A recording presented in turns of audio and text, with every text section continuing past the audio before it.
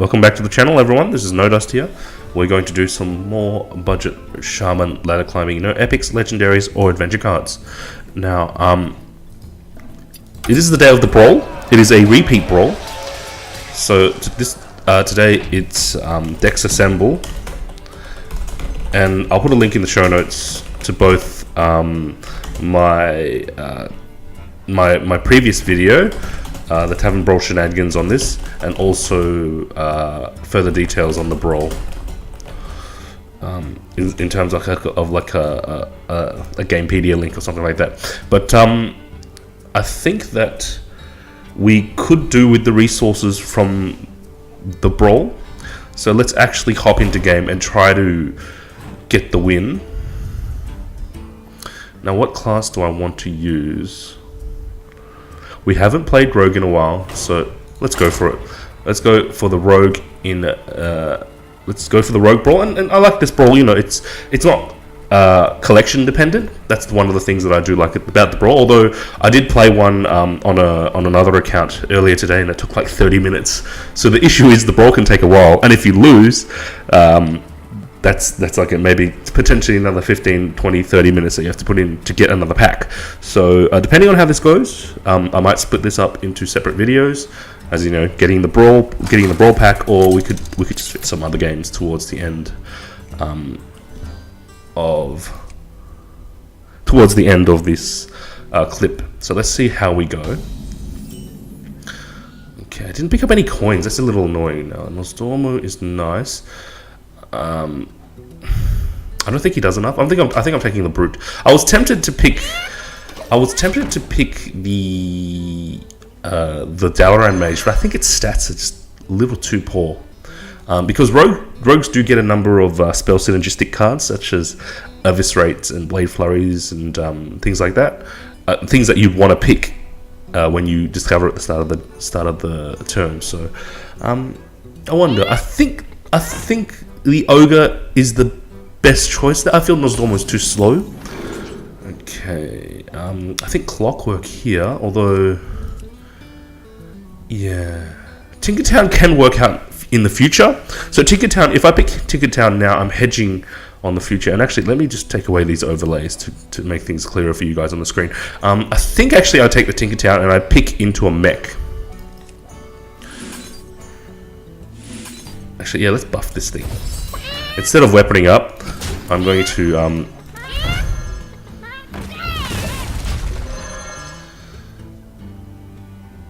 okay, yeah. So I'm going to buff up the chicken. We have 3 chickens on the board. It should be a shorter game because this is a hunter. The game I had today was Rogue versus Priest, and it literally took like 30 minutes. So I didn't really want that to happen. But let's see how we go. Let's not count our chickens before. Well, we have 3 chickens, 4 in our hand. So we can count our chickens, but you know what I mean. Let's not count our chickens before the eggs hatch, although we have no eggs in hand. Okay, Fugan is fine, I think. He's nice for the stats, although he's a little slow, but I think he's fine. I'd like to be able to, yeah, I think I'm developing the ogre, which means I'm trading in these 2 chickens. Hunter's actually, let me note down, Hunter's probably strong in this format because chickens are beasts. So you can draft beast synergies, and you're likely to have a chicken each turn, and that can make you quite powerful. Like, being able to do a Houndmaster on a chicken, or enable it to do things like that Ram Wrangler, or whatever the one it's called. Okay, I think my X-Nay again is too slow. But the Auto Barber does enable me to coin out the Technician, that is what I'm doing actually. Yeah, so I'm not going to be able to get the value from the buffed up weapon. I don't have the mana right now, but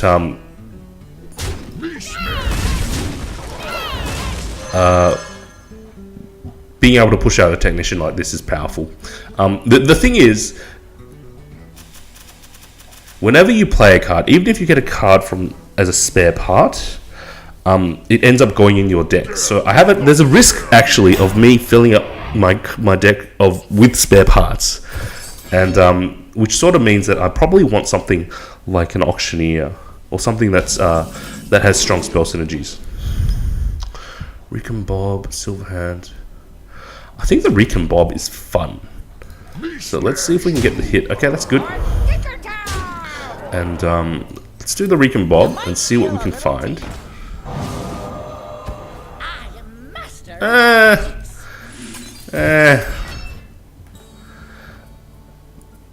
And I think we do. I become more vulnerable to doggies. Do I want to become super vulnerable to doggies? Yeah, let's do it. It allows me to apply a lot of pressure next turn. Plus, you know, if you don't play your hand, it's going to get returned back to the deck anyway, so you might as well. So we have a lot of damage, so not too bad. Yeah, so I think Hunters have some powerful synergies, and if we lose this game, I might try Hunter next game. So let me just note down. Game 1 is Brawl with Rogue. Yeah. So if we lose this game, somehow we don't get the pack. I was just debating with myself whether we needed the resources of the pack, and I just realized that there are probably a couple of cards that we still need to craft on the Shaman list. In terms of, you know, possibly double Tuskar. There are probably some spell cards that I might want as well. So, yes, I decided to go ahead and go for the Brawl in the video. I did want all the games to be on camera. I think we take the Black Knight. The Black Knight is fine. I'm getting quite lucky with the RNG. Let's do the Whirling Blades. And get our 3/3. Now, do I want to coin out? The Black Knight is not as powerful as the Fugan. I could have actually gone out with another Tinkertown, but this is fine. I think we've drafted a pretty strong deck, and you know, depending on whether I strangely RNG into the coins and the armor platings or Whirling Blades, if we draw into our minions, we're looking pretty strong, and our deck position, our board position is looking pretty strong as well. Okay, is this how it's gonna be? Okay, I think we do a Whirling Blades on the Fugan and set it into the Sylvanas. It's just in the off chance that the Fugan. Okay, so that's not gonna happen either. But I can still do a weapon. I can still do a weapon swing. When I cheat. I don't have any pirates. Pint size is not bad. I think I like the brew. Yeah, I think I like the brew. Okay, if this is the case, I think I hit. Yeah. And regardless of what gets taken, so you took my Einhorn. That's also fine because I can do that. Okay, this is fine. No, what do I want to do? I do want to push out, so let's push out. And it's not too bad to have the Dalaran Mage. How did I end up with the Dalaran Mage? I have no idea. I didn't pick it. How did I? No, it was recombobulated. So, well, okay. So, well, for some reason we have a graphical glitch. The Dalaran Mage was recombobulated. So, now we do have it, and now I can use it for spell synergies if spell synergistic cards come up. Now, I can't see my health or my hero power. I hope this goes away. Okay, I think I like the Murkai. 4 for a 2/4 taunt, and with options to buff. Yeah, I think I like the Murkai. Okay. Let's see. Let's try the RNG. Okay, the RNG was good. Another round. Okay. Ooh, that's pretty powerful. I think this time I do. Well, I can't hero power. Are you serious? I can't do that. I'm pretty sure this is unintended. Anyway, that's fine. Let's push out. Would have been really nice if I could hero power. I can't click on.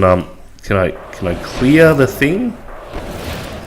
Okay. Well, this is interesting. I might post a. I might take a screenshot of this actually.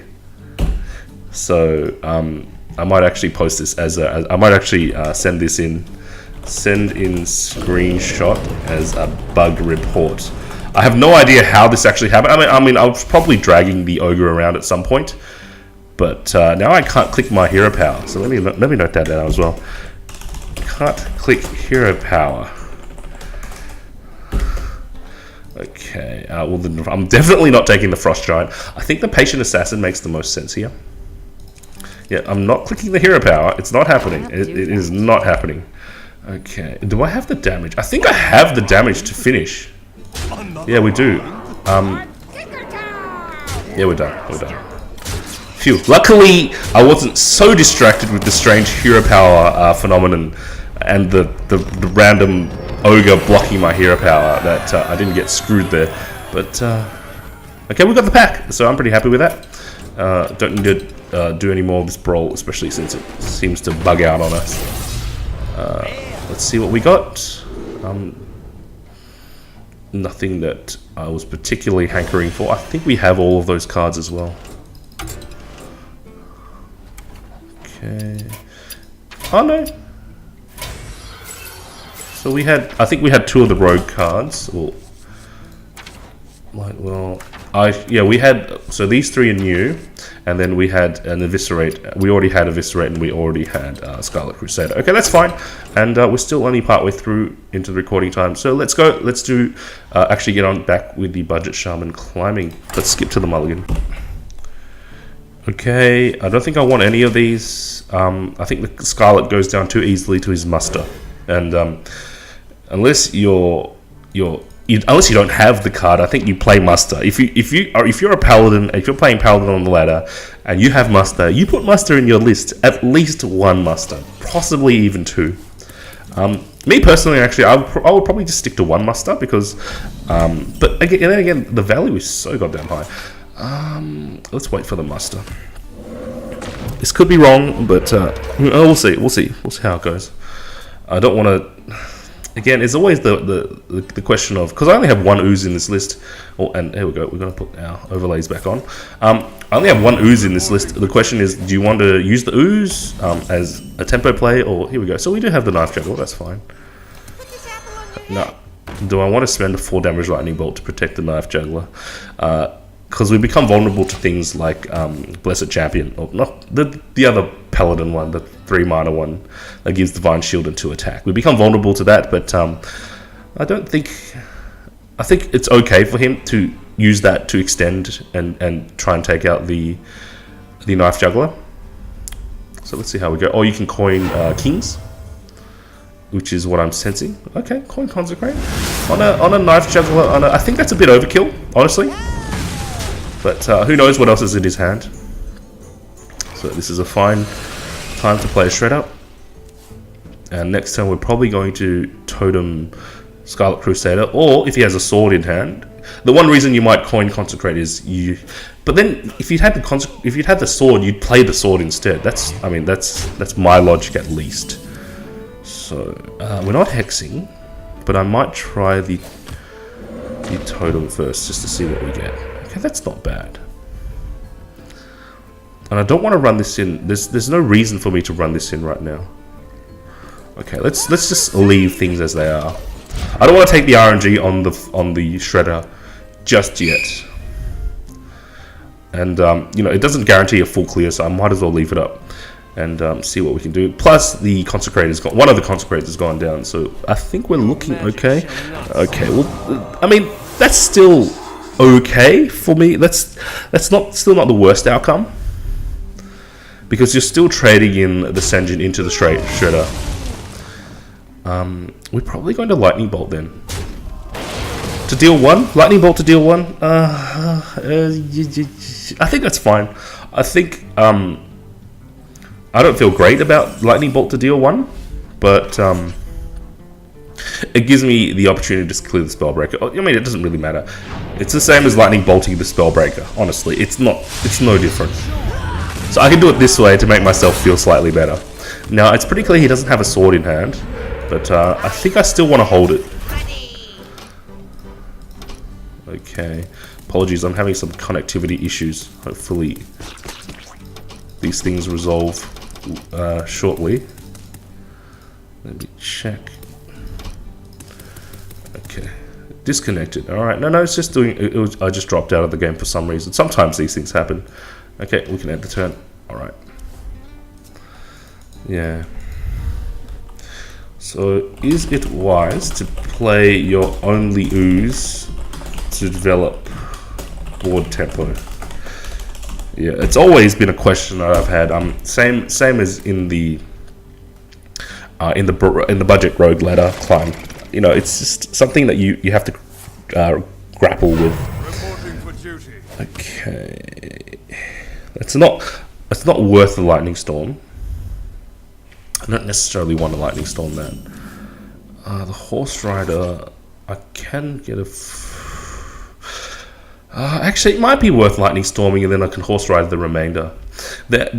We become super vulnerable to consecrate. However, or is it better to hex? No, I think there might be big things coming. I think we're lightning storm. I mean, we get the guaranteed clear on the harvest golem, and I pick up this spare part, which isn't too bad actually. I can do the switcherino next turn. I mean, there was consideration to totem switcherino on this, but I think that board state is a little too weak.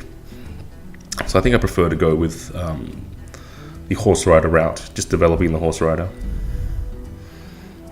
Okay, humility. What? Okay, I think that's worth a hex. Reporting for duty. Yeah. Just the hex is fine, and I don't necessarily want to spend. Okay, let's go. Join or die. We can protect the divine shield by trading this way, Or die. and I will develop the pyro. Yeah, we do need to be careful of accidentally activating my own pyro. These things, that's quite a common occurrence for me actually. I forget about the pyro effect, and I end up burning my entire board. Although we're having our board burnt now, even without my doing. It would have been nice if the pyro had stayed alive, but you know, such things.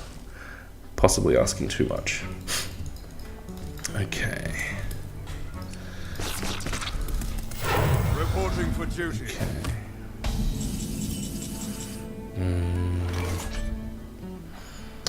Do I spend the healing? Do I spend the heal bot for the full heal? I mean, for just 6 health. What's the alternative? The alternative is to totem Dark Iron. We're probably going for a value game here. I think Totem Dark Iron is fine, especially given that I only have 2 real cards left in hand. I do want to tap the heal bot for full value, as opposed to, you know, keeping the value that I get.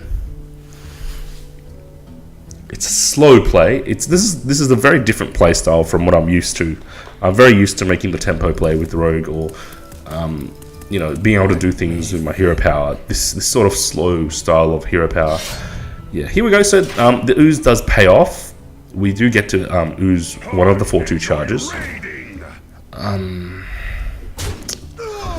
going to need an answer to this thing, though. I am going to need an answer. And if it means I have to develop both of these, okay, phew. Alright, so we do have the hex. Yeah. I do want to preemptively hex. And again, no cards in hand. Do I need to look at the amount of card draw in this list? We've got 2 Drakes for card draw. And that's about it. And we do have the Clockwork for soft card. It's like not really a card. I think that I'd like a little more card draw. Reporting for duty. Probably need a little more card draw in this list. In the form of what? I don't really mind a card like Ancestral Recall or whatever. The 2 mana, is it 2? I don't remember what it is. Okay. Yeah, this is a very passive hand, which is problematic. I don't know why you just hero power past there. I don't know why you would float 8 mana. What's coming on? Anyway, yeah, I think a little bit of card draw is fine. I think Ancestral Recall is not recall. Ancestral Knowledge, there it is. I think it's a 3 mana, draw 2, overload 2, or is it 2 mana, draw 2, overload 2? I don't think it's too bad to overload, especially when your hand sort of looks like this. Okay. Reporting for duty. Interesting.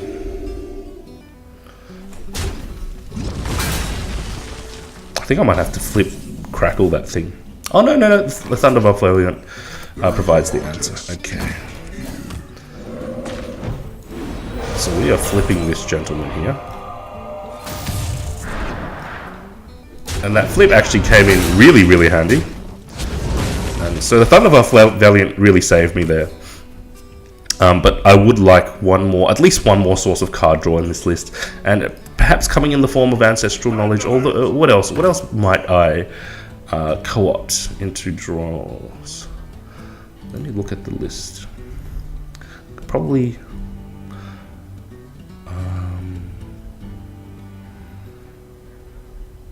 probably lose one of my 3-drops for a draw. We do have a lot of 3s. Let me think. So the Horse Rider is fine, but we lost.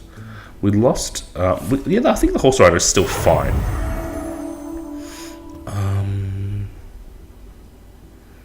I'll have to think on that. I'll have to actually look at the collection and see what's available to us before I make a decision. So let's try and remember. Look at collection after this game to search for card draw. And you're going a little too all in. You're going a little too all in with the Silverhand Recruit there. We do have a useful Crackle in hand. So that's definitely what's happening here. Unless we get a lucky juggle. So let's do this trade. And see if we can get a lucky juggle. Because then if I get a lucky juggle, I won't actually need to... Okay, that's not quite what I'm looking for. That's fine. I'll spend the Crackle. I'll spend the Crackle to clear a 7-1. Yeah, because, you know, it protects my board, so I think that's fine. The Mooklas is going to be problematic, but we can clear it again. This thing just directly challenges the totem. So this is sort of like... Thunderbluff is sort of like the Shaman's Mookla. Not as weak a body as the Mookla itself. Yeah. Is there a Reno in this list? I wonder. Okay, that's fine. Holy lights. No, I've seen two humilities. There is no Reno in this list. That's not going to happen. That will not be the case. Okay, I can actually silence the Knife Juggler to have it trade in. Let's see. Or I could silence the Silverhand Recruit and have the Knife Juggler get a freebie. I think that makes more sense, and I'll eventually I'll use the Thunder Bluff. I'll use the Thunder Bluff body to oh, that was pretty handy too. I'll use the Thunder Bluff body. Oh, I should have traded in. No. There was merit to not trading it in, but because it's just, yeah. Apologies, I'm just having trouble figuring out Shaman play order and things like that. I'm so used to playing Rogue. Yeah, so it was correct to healing totem up and risk the knife going into the Mookla, because if I had traded my Thunderbluff in before healing toteming up, or just toteming up, I would not have gotten that buff, and that's a huge loss. That's a huge loss of value. So it was much better for me to actually get the buff. Okay, and we still actually haven't gone below below 2022, which is, you know, where I'm looking to be if very useful. Okay, we don't need to heal the board, so let's just push out, let's just use the 2/2 to trade in. I'm protecting the Knife Juggler just for potential value. Just so much value with my hero power if I'm able to hero power up every turn. And again, if I'm able to throw some random knives here and there to deal with his hero power, actually, it becomes quite useful. Okay, now we can do this. Let's see what we find. Not a great juggle, honestly. That's a better juggle. Okay, we're done. So we just had a little too much value in this list. And okay, finally, so we're back up to 18, which I'm happy with. We'll have a quick look at draw options. So yeah, we only have two sources of draw. I'd like one more. Given how much early game I've put in this list, I would like one more source of draw. And unintentionally rhyming there. I didn't mean to rhyme. Ancestral knowledge. I don't mind it as a card, really. It's not something you want to play on turn 2, but a draw mechanic is not something you want to play on turn 2 anyway. It's something you want to save at least until, like, 6, 7, 8. So I don't mind putting an ancestral in, but I think honestly the Loot Hoarder is probably a better. It's probably a better proposition. It provides more board presence. It does more for us. Just in general. Now, what do I want to trade in for? We still have too many 3s, actually. And I have 3 minions that I do. I like to have at least 3 minions on any given curve, especially the early game. I'd like to have something to play. Now, double Lightning Storm has sort of bitten me in the past, so I'm going to make a pretty radical change. I'm going to take out a Lightning Storm. So let's actually write this down. The changes. So 1 Lightning Storm out and Loot Hoarder in. I'm going to take a Lightning Storm out and put a Loot Hoarder in.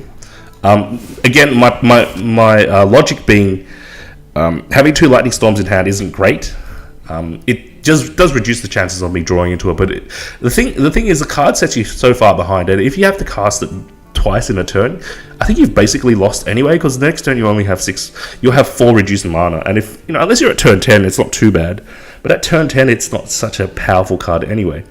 Plus we have things like Pyro to help us sort of do soft board clears. Okay, so Lightning Storm comes out, the Loot Hoarder goes in, we have a net 60 dust down, because the Loot Hoarder is 40 dust, the Lightning Storm is 100 dust. So we're taking out 100 and we're putting in 40, which means minus 60 dust. Okay, and I think that will help in terms of having enough cards to get me to the late game and get me to my Drakes and my things. I don't think Shaman need as many card draw mechanics because of the hero power being so high value, so you can afford to hero power more. But you still need some. I was just feeling that game. And actually, I forgot to call it the win. Just feeling in that game, I was lacking a little bit in the way of card draw. So before we do anything else, I'm going to update my list. So I'll be right back with you guys in a moment. Okay, and I think things should be up to date. The deck cost has gone down by 60, and I've updated the list. So let's hop in, do at least one more game before we finish up. Yeah, I do want to at least squeeze in one more ladder game. Alright, let's skip to the mulligan. Okay, against a hunter. I do want to have something to play on turn 2. I don't think I'll be lightning bolting anything on turn 1, although I could be using that as a turn 3 totem up lightning bolt on the huffer. No, let's see if we can draw into it. Yeah, let's see if we can start faster with our Clockwork Gnome and other 1-drops. Now the Lightning Storm is not bad, and I will use a Hex on a Huffer if I have to, or a Hex on a Misha if I have to. Yeah, Golden Hunter. Let's see how we go. Okay. Do I coin this out? What happens if I coin this out? Or do we coin out the totem instead? Because then the direwolf gives the totem reach. I think it's better to actually coin out the totem. It allows my totem to challenge, and this is actually quite not too bad. It allows my totem to challenge any 1 health minions. It's unlikely he's going to play 1 health minions on turn 2 though, but we'll see. Okay, yeah, the Elec. It's a control hunter. Okay. I was so much expecting some sort of a aggro hunter that sort of has thrown me off. I think we still develop the direwolf,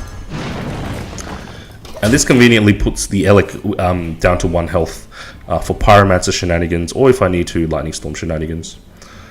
Okay, so this is a control list. You wouldn't play an Elic in a not control list. And what did you show? You showed an Annoyatron. Why would there be an Annoyatron? Okay. Okay. This is definitely... Okay.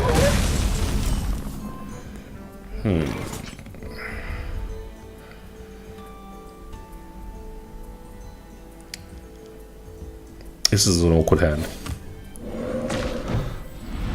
Okay, this is fine. Yeah, we've just fallen a little too far behind. The Huffer, I'm assuming it's going to go into the healing totem, and I can clear it with my abusive. Okay, no, so he's decided to go. Okay, you're going to go aggressive. Interesting. Does this mean that... Is this a freezing? Is this a freezing?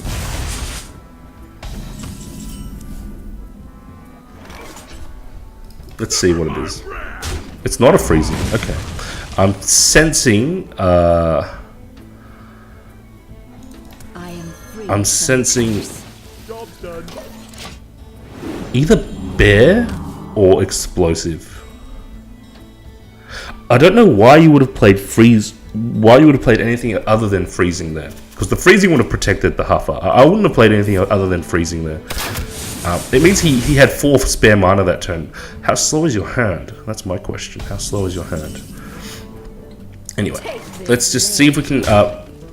it's a bear, okay. Do we want to hex the bear? I don't think so. I don't think we need to. We can clear it next turn with a fire elemental. I think we just heal up. Yeah, take the turn to heal up. The bear doesn't really challenge anything aside from the healing totem, and we can finish it off next turn if we have to. I'll kill a 1 health bear with a fire elemental if I have to, but I'm sensing that the bear will go into the anti-heal bot. But you never know. We just have to wait for my opponent to play the turn out. Okay, he's going for a value bear. It just seems a bit strange that you went for an aggro Huffer and then you're going for a value bear. It just seems a bit strange. Hex. We can actually pyro hex totem. Let's do that. It's a big tempo swing, and it allows me to clear the bear free.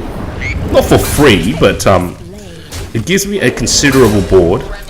Now we are looking at being fairly susceptible to a hounds to unleash the doggies. And you can actually do Cult Master Unleash the Doggies for a huge draw turn.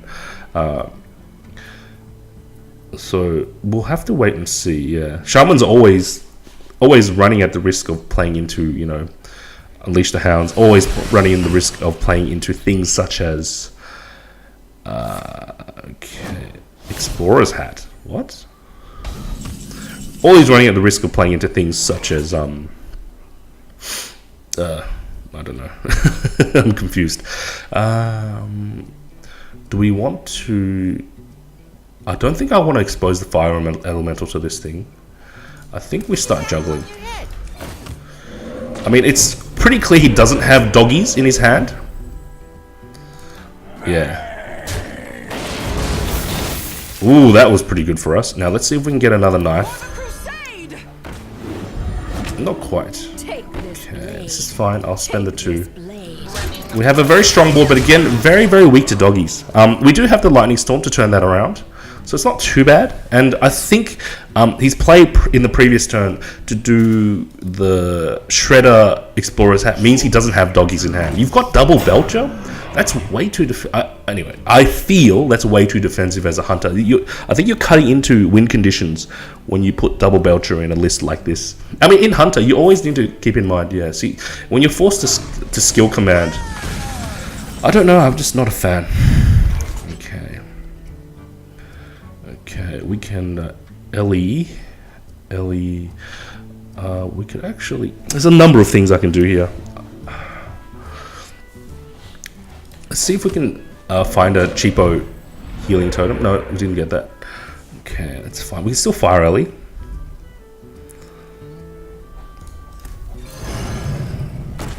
And we will. Question is, do I want to save this maiden? I think I do.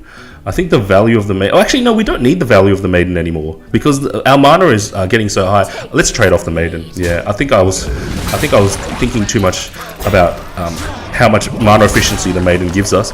But you don't actually need that mana efficiency once you get to later... once your hand starts to look a bit small and once you're getting to the later amounts of crystals, you don't actually need maiden as a... You don't need the effect of the maiden. It did a ton of work in the mid game because 1 mana out of 4 is huge. Like saving 1 mana out of 4 is huge. Ooh, that was pretty good. Okay, very lucky deadly. But at this point, it's not huge. So let's turn them up again. Ooh, this is really nice. Which means that I probably do want to send my Crusader in. Yeah, let's send the Crusader in. And we'll play some more anti-aggro. I mean, anti-AoE stuff. This is definitely... The Crusader is anti-AoE because of the Divine Shield, but the Shredder is also anti-AoE because of the Death Rattle. Although you can end up getting gimped with things like the Jeweled Scarab, so you never really know with Shredder.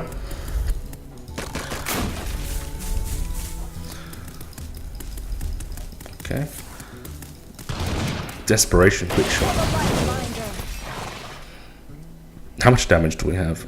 You've always got to consider, yeah. If I pick up a Crackle, I think we're done. If I pick up a Lightning Storm, a Lightning Bolt or a Crackle, we're done. Okay, that's not worth doing. Oh yeah, he's always got those Explorer's hats. I keep forgetting that they go back to hand. It's funny.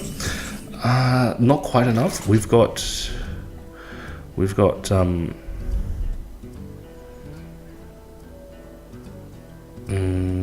we've got 8. I think I'm going to trade the healing totem in. Actually, I will Argus up the healing totem, and I'll trade in the, because then it gives me a chance to roll for another healing totem. So the silence healing totem, silencing a healing totem is actually a pretty good play in terms of stopping its effect. But if the Shaman is able to get it to die, quote unquote, I mean, yeah, to get the healing totem destroyed, that's not too bad. Okay, so we've got 5. We've got, how much do we have? We've got 5, 9. We've got 9 damage. I think I'll develop the Clockwork just to add a little more damage. If he's able to clear my board, and especially if he's got a Hounds, then he's going to clear a lot of it. But if he's not, because I'm assuming he's going to be able to clear at least one of my minions and at least the Wrath of Air Totem. But if he's able to clear 2 or something like that, then okay. And in this situation, we won't have the reach anyway. Now the Explorer's Hat's actually doing quite a lot of work. Not so different from the Maiden idea. You know, spending the 2 mana in the late game is not too bad. Okay, do we have the reach? I don't think we have the reach.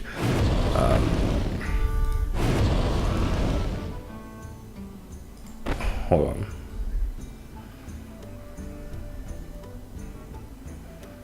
How much damage do we have? I'm just blanking here. 7 plus 4, which is 11. We don't have enough reach even if I'm able to cheat out the Fire Elemental. And I don't think I'll spend the Fire Elemental actually. No, let's push out with the Fire Elemental. It's fine. Game would have ended much earlier if I was able to. If we didn't get that lucky deadly shot onto the Fire Ellie, game would have ended much earlier. But at this stage, we're looking very strong. I think it's just, I don't know. Maybe you don't have doggies in your list. Unleash the Hounds. It's just Unleash the Hounds would do so much work against this list. I mean, against this board. And if you had, okay, we're done. Yeah, I do feel that my opponent Hunter's list is too defensive in some ways. You run double Belcher. What is your win condition? Is your win condition to Explorer's Hat value all the way to the end? The problem with Explorer's Hat is that the value itself, the value in that card isn't even that high. It's you're paying 2 mana for a 1/1 buff. And obviously it doesn't cost you a card, assuming the minion doesn't get silenced. But then again, it's just like, it's too slow as a card. You know, you're much better off playing, I don't know, a Mad Scientist. Yeah, just, Anyway, in terms of value, I think the Explorer's Hat is interesting, but ultimately a little bit slow in this metagame anyway. So we did pretty well this game. I think I only did 2 ladder games, but that's fine, and we picked up the Brawl Pack, so I'm pretty happy with the outcome today, and it does look like our list is performing a little bit better, but it's hard to say with a sample size of 2. Okay, so let's wrap things up there. Thanks in advance, guys, for liking, sharing, commenting, and subscribing. I do this with love, and the gestures of appreciation mean a lot. Yeah, hope you're enjoying the Shaman ladder climb. I think I'm slowly getting into the groove of things. It's taken me about a week and a bit to refocus and to get focused on the channel, and I'm starting day job work and stuff as well, so things are a little bit up in the air, but that's fine. It looks like things are going on the up and up, and that's right, forgot to mention that there was a Reddit post, Reddit link, sorry, to a Blizzard media. Is it like a Blizzard media event on the 9th of March? And apparently there's going to be some sort of announcement there. And I'm pretty sure that's going to be... so I'll put a link in the show notes. You guys make your own judgments as to what it is. But I'm pretty sure it's going to have to do with, giving us a ship date for standard mode ship date, plus probably announcing the expansion that standard is going to ship alongside with. So that will be really cool. That's something I'm going to look forward to. So if you're keen in keeping up to Blizzard news, have a look at the link and pen that into your calendar to make sure well, obviously the internet will blow up if anything gets announced anyway, so you don't really need to keep a close eye, but now we have sort of a rough idea of when things are going to happen, sort of. Okay, anyway, so yeah, thanks for watching. I hope you guys had a lovely day and hope you guys enjoyed the video. I'll be back with some more budget shaman climbing in the near future. So until then, this is No Dust signing off.